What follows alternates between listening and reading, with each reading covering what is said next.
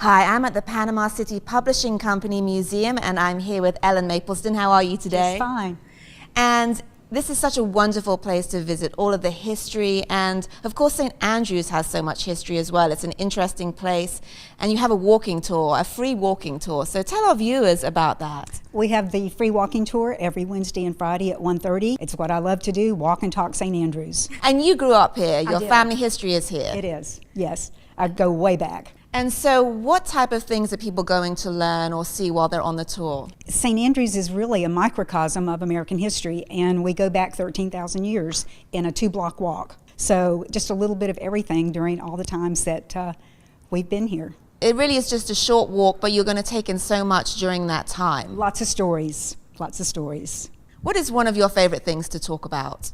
I think my favorite thing to talk about are the little sailing ships and stories of my grandfather's sailing ships and getting into some trouble. The kids then had to even sail to go to school.